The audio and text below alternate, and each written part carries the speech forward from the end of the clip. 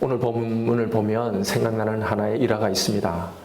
한 집사님이 교육자실에 들어오셔서 오늘 본문의 이 말씀을 가지고 질문을 하시는 거예요. 목사님, 귀신들은 왜 돼지떼에 들어가려고 했을까요?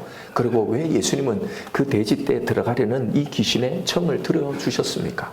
그리고 그 돼지떼가 바다에 빠져서 죽었는데 그러면 거기에 들어간 이 귀신은 그러면 이제 어떻게 되는 건가요? 라는 질문이에요. 다짜고짜 막 질문을 쏟아내시는데요. 사실은 좀 엉뚱한 질문 같지만 일리가 있는 질문이죠. 오늘 본문을 보시면서 여러분은 이런 고민을 해보셨나요?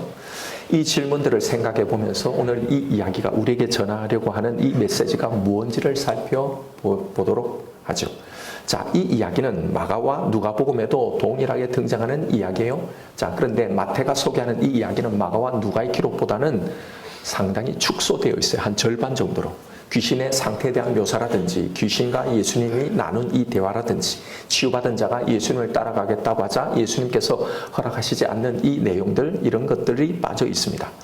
마태의 이 사건 기록이 짧은 데는 이유가 있어요. 마태는 예수님의 이 가르침에 대한 말씀을 더 많이 담기를 원한 거예요. 그래서 때로는 사건들에 대한 기록들을 포기하기도 하고 아니면 꼭 들어가야 할 사건들을 압축해서 실어 놓았기 때문입니다. 왜냐하면 아마 이 사건들에 대한 기록들은 더 많이 마가복음에 기록되어 있고 이미 이 마가복음이 존재하고 있었기 때문이 아닐까라고 추정을 합니다.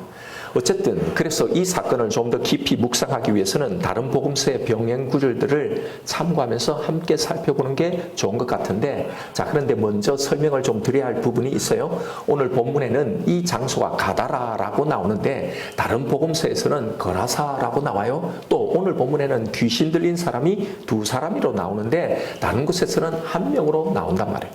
왜 이게 다른지에 대해서 학자들이 여러 설명을 해놨는데요. 가장 설득력 있는 설명들을 정리해서 말씀을 드리면 원래 마태 기록처럼 두 사람이었는데 아마 그들 중에 한 사람이 이 사건에 대한 진짜 이제 신실한 증인이 되어서 당시 교회 공동체에 더 알려졌기 때문에 마가와 누가는 이 한 사람만을 주인공으로 언급했을 거라는 설명입니다. 혹은 두 사람 중에 훨씬 더 정도가 심했던 한 사람이 있었고 또 주도적으로 예수님을 말했던 이 한 사람만을 언급했을 거라는 설명이에요. 또 지명의 문제도 두 지명 모두 다 데가볼리라는 이 큰 지역 단위의 이 도시들 안에 있는 것이에요. 이 두 개의 지명 중에 마태, 마가, 누가의 이 각각 1차 독자들에게 더 잘 알려진 그곳을 택했을 거라는 설명이에요. 자, 복음서의 차이점은 이쯤 설명하면 될 것 같고 오늘 본문의 이야기로 들어가 보죠. 왜 귀신은 돼지떼에 들어가기를 구해놓고 금세 바다로 돌진했을까 하는 겁니다. 귀신이 자신을 쫓아내지 말고 돼지떼에 들어가게 해달라고 간청을 한 건 돼지에게라도 어떻게든지 붙어서 살아보려고 했던 건데, 그런데 왜 들어가자마자 바다로 달려가 다 몰살했을까 하는 거예요. 성경에서 바다가 상징하는 것이 있습니다. 혼돈, 음부, 수올, 흑암 이런 걸 상징하는 것으로 계시록 13장에 보면 한 짐승이 곧 이게 사탄을 의미하죠. 사탄이 올라오는 장소가 바로 이 바다예요.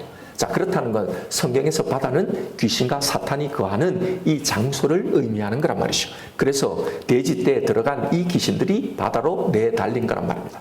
자, 그렇다면 이 사건 바로 앞에 나오는 풍랑이 있는 이 바다를 꾸짖는 이 사건도 자연스럽게 연결이 되죠. 예수님은 오늘 본문의 사건을 염두에 두시고 바다를 건너가고자 하셨는데 사탄은 바다의 풍랑을 일으켜서 예수님의 사역을 막으려고 했던 거예요. 그래서 예수님은 바다를 꾸짖으신 거고요. 자, 이건 29절에 귀신의 불만에서도 확인할 수 있습니다. 우리가 당신과 무슨 상관이 있습니까? 때가 이르기 전에 우리를 괴롭게 하려고 여기 오셨습니까? 귀신은 지금 예수님의 나타나심을 극도로 싫어하면서 아직 때가 아닌데 왜 나타나셨느냐고 불만을 드러내고 있는 거예요. 자, 왜 그럴까요?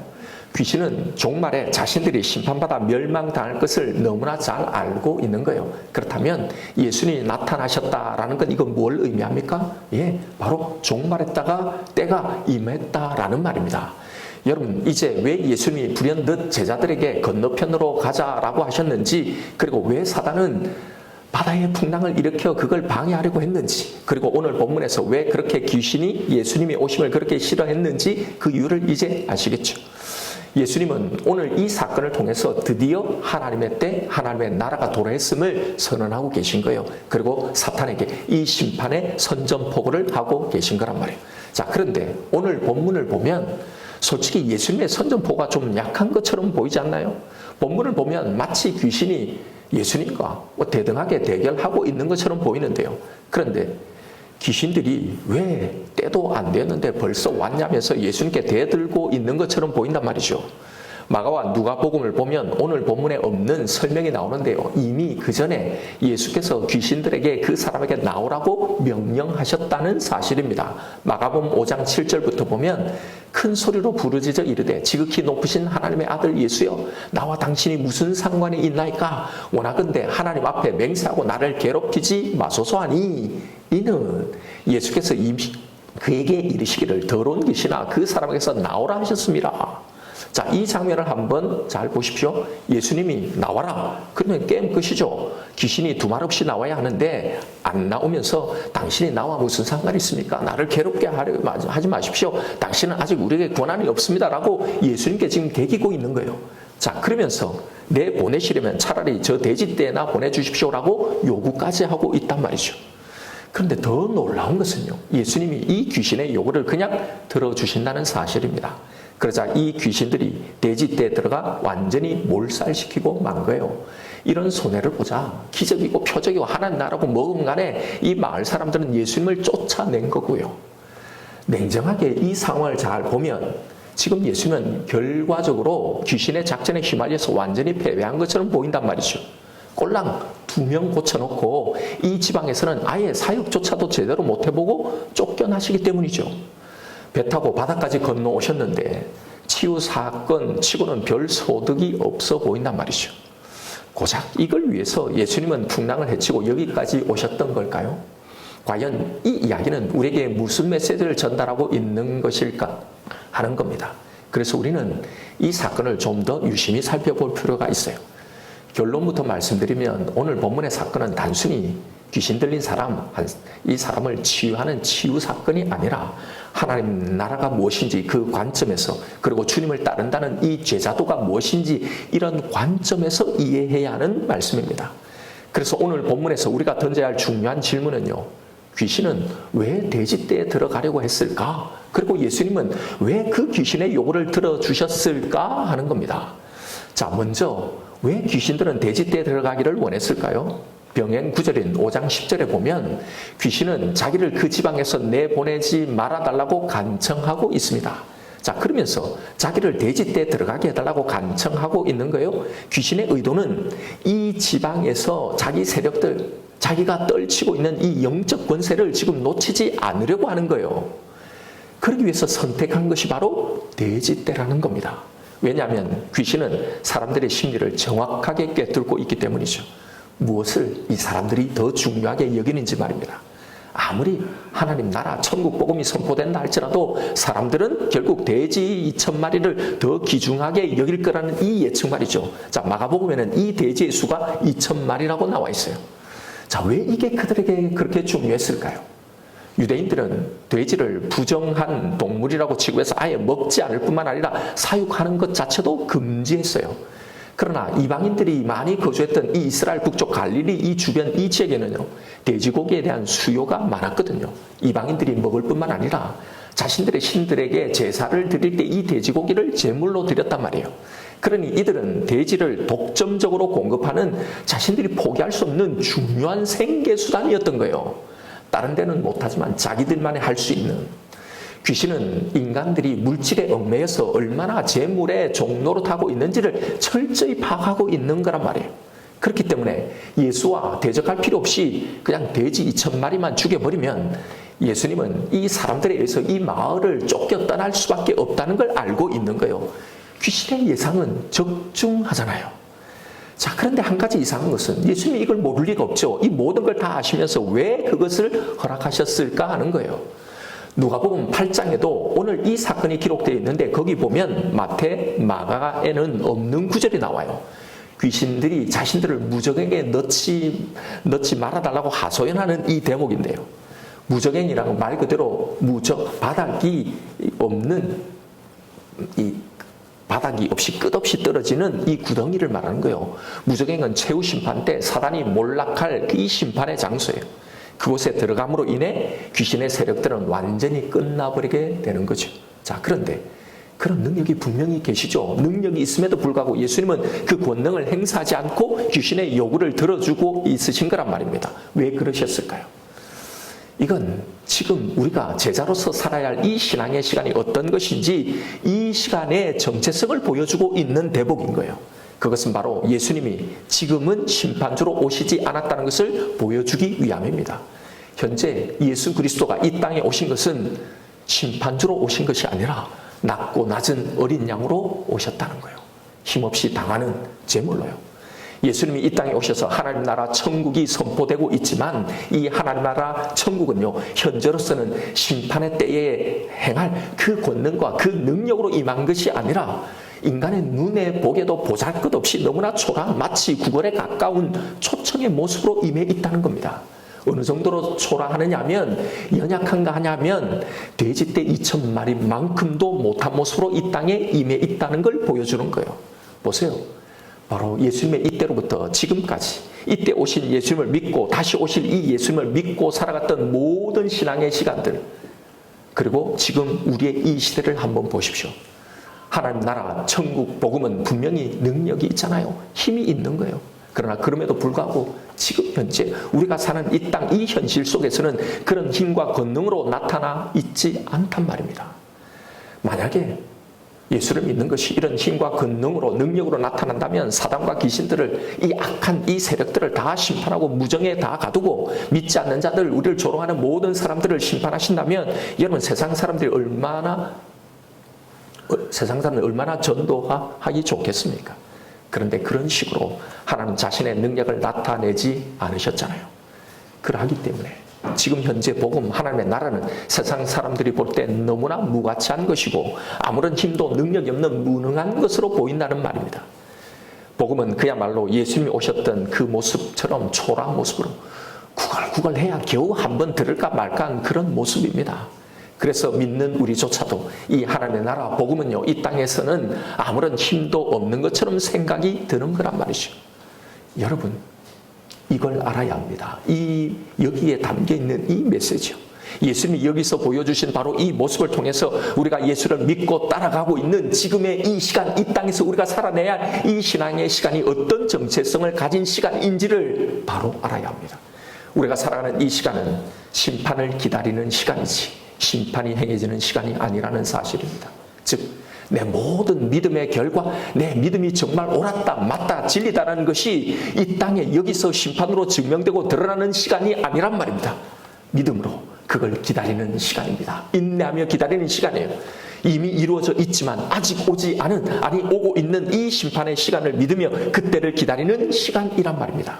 그래서 이게 진리라는 것이 이 땅에 증명되지 못하는 우리의 신앙, 우리의 믿음이 이 땅의 것들에 의해서 조롱당하고 모욕당하는 거란 말입니다. 예, 이게 우리가 살아내야 할 신앙의 시간들의 정체성인 거예요. 여러분, 예수님도 조롱당하셨는데, 온갖 모욕을 당하셨는데 왜 우리는 이걸 이상히 여기고 못 견디하고 못 참아내는 건가요? 내가 믿는 이 믿음이 다 옳다는 걸 천하 만천하에 나를 조롱하고 모욕하는 사람들 앞에 보란듯이 확인받으려고 신앙생활 하지 마십시오. 이걸 기대하지 마십시오. 우리는 이 조롱의 시간을, 이 모욕의 시간을 견뎌내야 하는 겁니다. 이 시간을, 이 상황을 통과해내야 하는 겁니다. 이게 예수를 기다리며 살아야 할 우리의 신앙의 모습인 거예요. 오해하지 마십시오. 착각하지 마세요.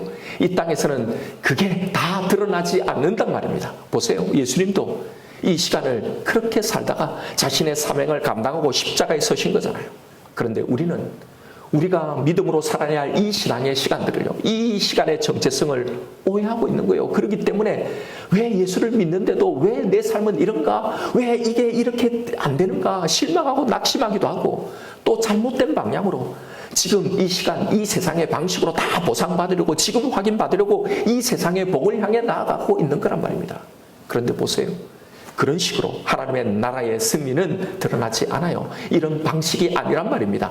오늘 이 기적 속에서 표면적으로는 예수님이 패배한 것처럼 보이죠. 사탄과 귀신들의 이 요구가 다 관철되는 것처럼 보이니까요. 그런데 정말로 예수님이 하나님의 나라가 패했을까요? 결코 아니죠. 그걸 어떻게 알 수 있습니까? 마가복음에 소개된 오늘 이야기를 보면 그 귀신 들렸다가 고침받은 사람이 예수를 따라가게 해달라고 예수님께 간구를 합니다. 그런데 예수님은 허락하지 않아요.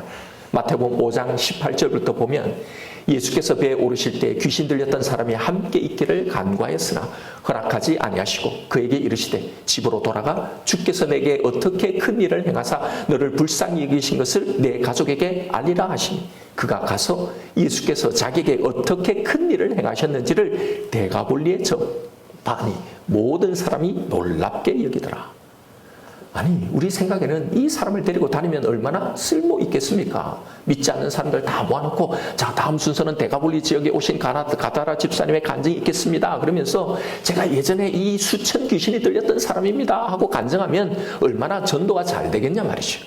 하지만 예수님은 허락하시지 않아요. 대신에 집으로 돌아가라. 이 지방에 남아있어서 내가 너에게 행한 것을 전하라고만 당부하신 거예요. 아니, 돼지떼 2,000마리 손해봤다고 온 마을이 단결해서 예수님을 쫓아냈는데 고작 이 초신자 한 명, 이 사람이 무슨 일을 행하겠냐 말입니다. 예수님처럼 능력이 있어서 기적을 행할 수 있는 것도 아닌데 그런데 예수님은 왜 그를 그곳에 남기셨을까 말이죠. 바로 여기에 하나님의 나라가 내포하고 있는 숨겨진 파워, 이 대반전이 여기에 숨겨 있는 거예요. 마태복음 15장에 가보면 이 이유를 알 수 있습니다. 거기 보면 보리떡 7개로 4,000명을 먹이신 이 이적이 나오는데요. 그 장소가 어딘 줄 아십니까? 바로 이 가다라가 위치한 대가볼리 지역에서 일어난 거예요. 여러분, 장정만 4,000명이면 여자아이들을 포함하면 10,000명이 훨씬 넘는 사람들이 지금 예수님께 나온 거예요.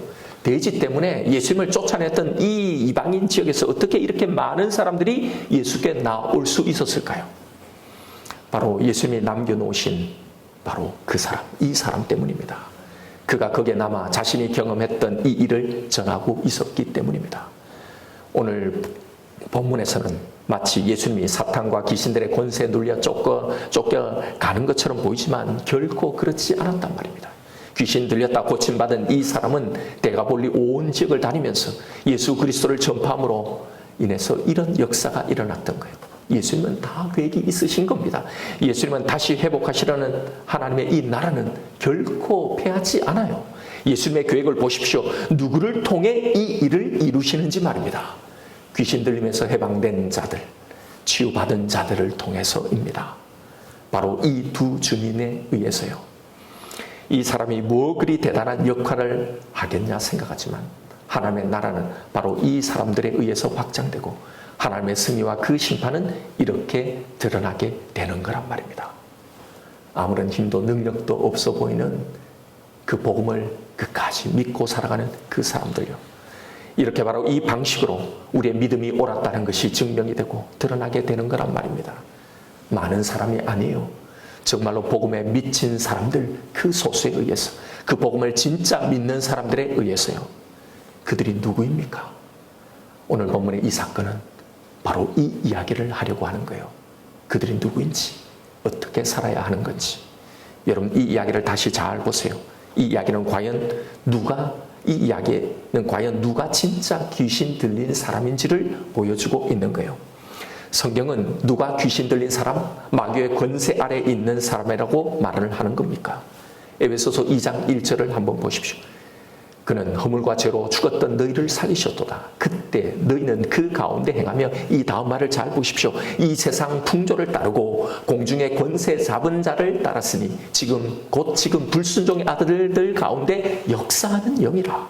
전에는 우리도 다 그 가운데 우리의 육체 욕심을 따라 지내며 육체와 마음이 원하는 것을 하여 다른 이들과 같이 본질상 진노의 자녀였더니. 자, 여기서 공중 권세 잡은 자가 누구입니까? 마귀입니다. 사탄입니다. 이 둘은 동일한 존재의 이름이에요. 사탄은 히브리어고 이걸 우리말로 마귀라고 번역해 놓은 거예요. 귀신은 그 사탄의 쫄개를 말하는 거고요. 자, 그런데 그 아래 살아가는 사람들의 모습이 어떻다는 겁니까? 세상 풍조를 따르고 결국은 멸망당할 육체의 욕심을 따라 지내는 겁니다. 그렇게 세상의 풍조대로 육체와 정욕의 마음이 끌고 가는 대로 그렇게 끌려가면서 그걸 하며 살아가는 겁니다. 이게 바로 마귀에 사로잡힌 그 불순종의 아들들 가운데 역사는 영에 사로잡힌 자들, 그것이 시키는 대로 살아가는 자들, 바로 이들이 귀신에 사로잡혀 살아가는 사람들인 겁니다. 하나님의 나라, 그의 구원에 관한 이 영적인 진리, 그 가치를 전혀 보지 못하고 그것들을 가로막고 있는 이 마귀의 지배 아래에 살아가기에 세상 풍조를 쫓아가는 거예요. 세상의 트렌드, 사람들이 다 쫓아가는 그걸 쫓아가고 육체 욕심, 이 땅의 것을 추구하며 살아가는 자들이 바로 귀신 들린 자라고 했는데, 그렇다면 오늘 이 이야기에서 진짜 귀신 들린 자는 누구라는 겁니까? 오늘 본문에서 진짜 귀신 들린 자는 여전히 귀신들의 지배를 받아서 돼지 2,000마리 때문에 이 영원한 생명인 자신들을 구원할 이 예수를 쫓아내고 있는 거라사 사람들인 겁니다. 보세요. 결국 그들이 예수님보다 더 잽싸게 선택한 것이 자신들의 재산이었잖아요. 하나님의 나라보다 눈앞에 먹고 사는 일이 더 중요했고, 이 영원한 구원의 소식보다 당장 내 입에 풀칠할 일이 더 중요했던 거잖아요. 이게 바로 영적으로 죽은 자들, 마귀의 권세 아래 살아가는 자들, 이들이 바로 귀신 들린 자들이라는 겁니다. 바로 이 실체를 드러내 보이기 위해서 예수님은 돼지떼에 들어가게 해달라는 이 귀신의 요구를 들어주신 거란 말이에요. 그렇다면 이 지적은 궁극적으로 누굴 겨냥하고 있는 겁니까? 오늘 본문의 이 광인인 이 두 사람만이 귀신 들린 자인가요? 아니면 돼지 때문에, 자신들의 생존 때문에, 생업 때문에, 이 땅의 것들 때문에 자신의 영원한 생명을 거절한 이 거라사 사람들만이 귀신 들린 자인가요? 그러면 우리는 이 귀신 들림과 전혀 상관없이 살아가고 있다고 생각하시나요? 예수를 믿어서 사업이 손해가 났다면, 물질적으로 더 어려워졌다면, 신앙생활 하느라 좋은 조건의 어떤 기회들, 직장들, 그런 것들을 더 나은 수입을 포기해야만 한다면, 신앙생활 하느라 사람들에게 오해를 받고 따돌림 당하고 무시와 모욕을 당한다면, 예수를 믿고 하나님을 믿는데도 내 삶이, 내 상황이 나아지지 않는다면, 오히려 사건 사고가 끊이지 않고 계속 고난이 찾아온다면, 그 전보다 더 나아진 것이 하나도 없다면 여러분 어쩌실 것 같습니까? 불행히도 교회 다니는 많은 사람들이 이것 때문에 신앙이 다 흔들리는 겁니다. 예수 때문에 자신의 소중한 생업, 내 생존, 내 안락하고 평안한 그 삶이 흔들리면 예수를 쫓아내는 겁니다. 교회 다니기를 중단하고 내 마음에 그를 몰아내는 겁니다. 그를 따르기를 멈추는 겁니다. 이게 시험으로, 침체로, 우울감으로, 영적인 회의와 신앙적인 회의감으로 나타나는 거잖아요. 우리의 귀신 들림의 정의는 너무나 피상적이고 얕습니다. 우리는 밖으로 드러나는 모습을 가지고 귀신 들린 사람, 정상적인 사람으로 나누지만 그렇지 않아요. 왜냐하면 성경의 관점에서 정상적이라는 것은 하나님과의 바른 관계에 있는 것을 의미하기 때문입니다. 그 관계 속에서 자신의 삶의 모든 것을 선택하며 살아가는 사람, 세상의 풍조가 아니라 육신의 요구, 이 세상의 풍조가 요구하는 그걸 따라가는 게 아니라 그걸 포기하는 한이 있더라도 설령 내 생존에 가장 중요한 이 돼지떼를 다 잃어버리게 되더라도 하나님이 원하시는 그게 뭔지 그걸 선택하며 살아가는 사람이 귀신 들리지 않는 건강한 정상적인 사람인 겁니다. 그러니 누가 더 많겠어요? 귀신 들린 사람이 더 많죠. 압도적으로 많은 겁니다. 그래서 돼지떼를 선택하는 것이 정상이고 돼지떼가 축이 나면 예수를 쫓아내는 것이 지극히 정상적이 되는 겁니다. 그래서 모두 다 귀신에 들려서 그게 맞다고, 그게 옳다고 말하는 무수히 많은 그 사람들 속에 오히려 이 정상적인 사람이 미친 것이고 정상적인 사람이 아닌 것처럼 조롱당하고 비웃음을 당하며 살아가게 되는 겁니다. 이게 이 땅에서 우리가 살아내야 할 신앙의 시간들이란 말입니다. 그러하기에 마귀가 주입하고 있는 이 세상의 생각과 가치가 내 안에서 여전히 왕노릇하고 있으면서 그것에 의해서 선택과 결정이 결정되어지고 있다면 우리는 지금 아무리 교회를 다니고 신앙생활 하고 있다 할지라도 여전히 마귀의 지배 아래 있는 거고 귀신 들린 상태로 살아가고 있는 겁니다. 이런 신앙인들의 판단 기준은 언제나 이 땅의 유익입니다. 내 삶에 어떤 것이 더 유익을 안겨주는가, 예수 믿어 얼마나 내 삶이 좋아졌는가로만 보는 겁니다. 신앙생활을요. 그래서 그 유익이 더 나은 것이 없으면, 손해가 나면 미련 없이 예수를 쫓아내는 거예요. 여러분, 우리가 정말로 예수를 믿는 자라면 세상의 풍조, 귀신에 들려 미쳐 있는 이 세상의 말이 아니라 성경의 말을 들어야 하는 거잖아요. 성경에 뭐라고 나오는 겁니까? 예수를 영접하고 예수를 믿고 그를 쫓아가는 삶은 돼지떼 2,000마리를 더 얻는 것이 아니라 그걸 다 잃는 거라는 거예요. 그걸 다 잃는 삶을 선택하는 거라고 말하지 않습니까? 한 청년이 상담을 해왔어요. 하나님을 잘 섬기고 싶고 또 자신이 공부하는 이 전공에 대한 이 애착도 있는 거예요. 그 전공도 잘하고 싶고 그런데 선교단체 일이 너무 많은 거예요. 그래서 제가 그랬어요.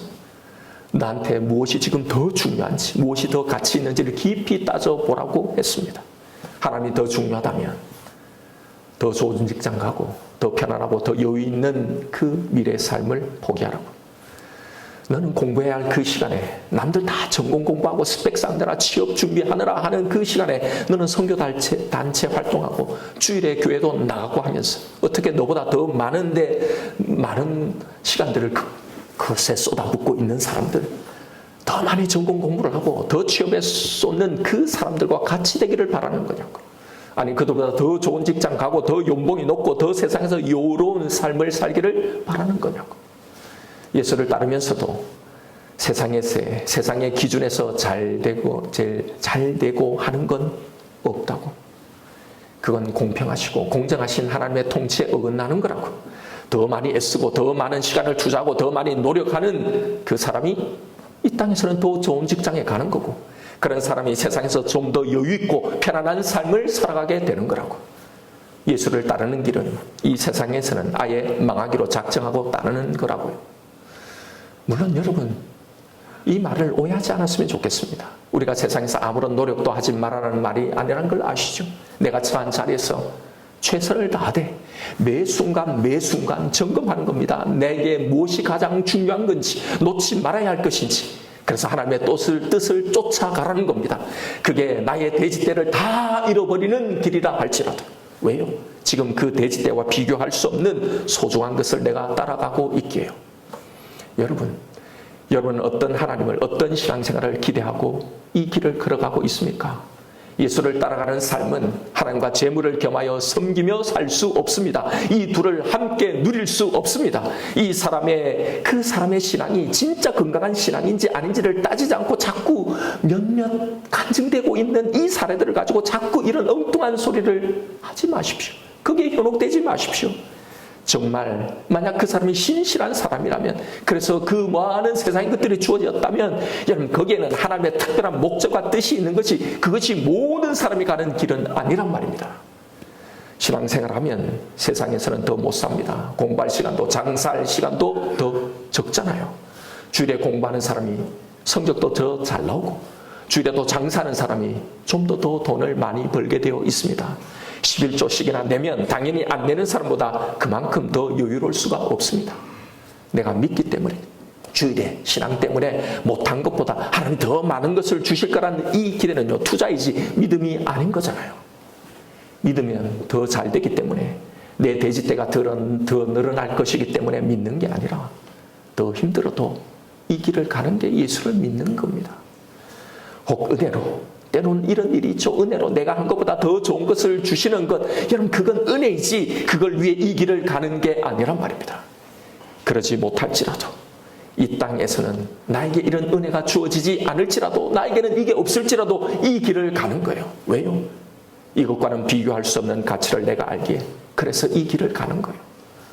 여러분, 왜 예수님이 그 아까운 돼지떼 2,000마리가 몰살하게 될 것을 아시면서 그걸 허용하셨을까를 생각해 보십시오.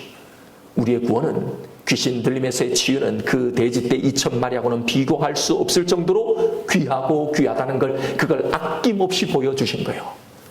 돼지떼 2,000마리가 문제겠어요. 천하보다 귀한 우리 영혼이란 말입니다. 이 세상에 그 어떤 것을 준다 해도, 아니 모든 것을 다 준다 해도 바꿀 수 없는 겁니다. 아니 바꾸어서는 안 되는 거잖아요. 여러분, 내 생명보다 귀한 것이 뭐가 있겠어요? 하물며 고작 이 땅에 100년도 못 살고 죽게 되는 생명도, 그런데 하물며 영원히 사는 생명이냐 말한들 무엇하겠냐 말입니다. 그런데도 여전히 여기에 미쳐서 마치 뭐가 중요한지를 모르고 살아가는 거예요. 이게 귀신 들린 거란 말입니다. 여러분, 예수 믿어 더 물질적으로 힘들어지면, 예수를 믿는데도 병에 걸리고 낫지 않으면, 예수를 믿는데도 시험에 떨어지고 사고가 나면 떠나달라고 하시겠습니까? 그래도 믿으시겠습니까? 아직도 분명한 대답을 못하시고 있다면 미안한 말씀이지만 아직은 마귀의 지배가 더 강하게 작용하고 있는 겁니다. 아직도 이 예수가 주는 온전한 이 치유를 경험하지 못한 겁니다. 그렇게 아무리 평생을 예수를 믿어도 가다라 사람처럼 믿는 거예요.